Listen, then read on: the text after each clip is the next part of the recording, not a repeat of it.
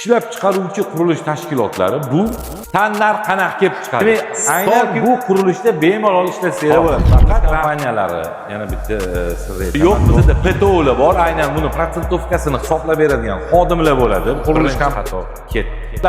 Ana o'sha yerda PTO bilan buxgalter ishlamaganligi bilinib qoldi. O'zi ko'pincha buxgalter ishlamagan.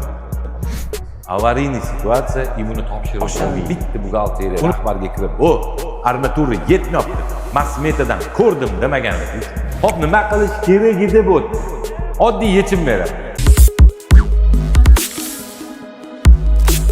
Yaxshi eshitdinglar. Qurilish kompaniyasi nimaga buxgalterlar smetani o'qishi bilmasdan qurilishni olib qo'yib, nima qilishni bilmay yurganlarni diqqatiga. Qurilish kompaniyasi qurilish qilishni boshladi. Xoh bu qurib beradigan bo'lsin, xoh bu o'zi qurib sotadigan bo'lsin. Demak, boshlagandan keyin armatura oladi, beton oladi, sement oladi, har xil narsa oladi, aynan qurilish materiallarining har xilini. Smetada mana shu xonani bitishiga 10 tonna armatura kerak deb yozilgan bo'lsin. Diqqatli bo'lasizlar. Demak, mana shu xonani yoki mana shu binoni bitishiga 10 tonna armatura xarajat qilinishi kerak deb smetada kelgan. Endi hayolda yo'q, bizda PTO'lar bor, aynan buni prosentovkasini hisoblab beradigan xodimlar bo'ladi qurilish kompaniyalarida. Shunda ular smeta bo'yicha xarajatni hisoblaydi. Haqiqatdan ham smeta bo'yicha xarajatlari mos kelyapti deydi. Buxgalter oldiga boradi-da, eng qimmat shot fakturani ber armatura bo'yicha deydi. Birinchi xato ketdi. Eng qimmatini olish bu xato bo'ladi. O'rtacha narxini olish kerak. Chunki armaturani qachondir 10,5 millionga olgan bo'lishi mumkin tonnasini. Qachondir 9,5 millionga olgan bo'lishi mumkin-da. Bu eng 10,5 millionligini oldi. Mayli, u ham mayli. U ham ikkinchi darajali bo'lsin. Ana undan keyin tekshiruv kelyapti. Aynan qurilish inspeksiyasi kelyapti. Hozir ko'p qurilishlarni to'xtatib qo'ydik bilsanglarga. Qurilish inspeksiyasi kelyapti. Qurilish inspeksiyasi hamma xarajatlarni hisoblashni boshladi. Aynan shu binoni topshirish bo'yicha. Kadastr olish kerak-ku. Undan keyin o'shanda buxgalteriyani birlamchi hujjatlarini oladi. Ana o'sha yerda PTO bilan buxgalter ishlamaganligi bilinib qoladi. O'zi ko'pincha buxgalter ishlamaganligi bilinib qoladi. Keladi ochadi ana narsani, smetani.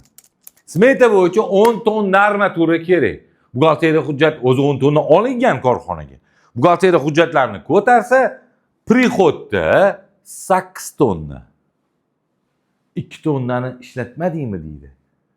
Yo'q, olib keldim, qani isbotla deydi. Yo'q uni hujjati, to'g'rimi? Buxgalteriya 8 tonnada shot fakturasi bor. Demak, bu 10 tonna ketish kerak bo'lgan binoga yoki xonaga 8 tonna armatura ketdi. Qanaqa holatda bu bino hisoblanadi? Bo'ldi. Avariyniy situatsiya, buni topshirib bo'lmaydi. Uni to'g'rilab ham bo'lmaydi endi. Ana endi yugur. Boshlanadi bitta buxgalteriya rahbarga kirib, "O, armatura yetmayapti. Masmetadan ko'rdim" demaganligi uchun. U narxga olib kelgan bo'lishi mumkin, lekin uni оформление qilinmagan. Xo'p, nima qilish kerak edi bu yerda? Oddiy yechim beraman. Armatura smetani ochdi buxgalter, nimaga smeta o'qish o'rganli? Qaryapti 10 tonna. 10 tonna armatura ketish kerak edi. Endi korxonaning rahbari mayli isbotlab ham berdi, olib keldim deb armaturani. To'g'rimi? U 2 tonna kichkinagina 2 tonnagina armaturani o'zi to'g'risida gaplashamiz hozir.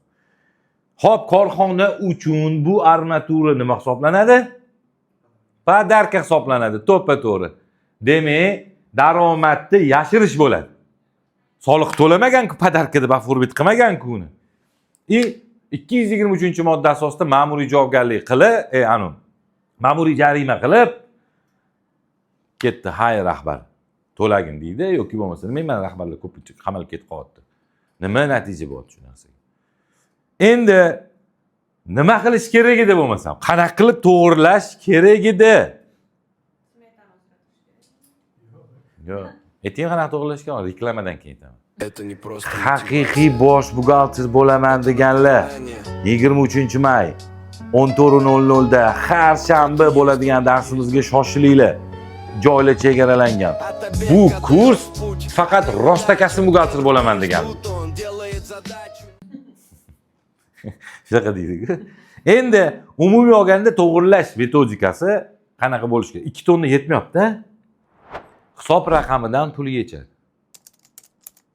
Buyruq qiladi, hisob raqamidan pul yechadi, borib armaturani naqdga sotib oladi, dalolatnoma qiladi, prikazini qiladi, prihod bo'ladi. Ertaga qani shot faktura desa, mana dalolatnoma deydi. Bu birinchi yechim. Ikkinchi yechim, spetsexnika ishlatadi qurilish. Buldozer ishlatadi, kran ishlatadi, ularga to'lovlar qiladi. Smetada bor u rasxodlar. Texnika ishlatganligi to'g'risida ichkarida hujjati bo'lmaydi. Qat'onli bu texnikaga pulli deydi. PTO yozib ketgan texnikaga shuncha rasxod ketdi deb. Nima bo'ladi u? Опять же подарок. Shuning uchun smeta o'qishni o'rganinglar. Umuman olganda ko'p qurilishda nimani hisobiga to'xtab qolgan, nimani hisobiga kadastr ola olmayapti domla, bu sizlarga sekret. Tushunarli? Отобег Кадыров путь, а не удача. Где другие ждут, он делает задачу, не искал.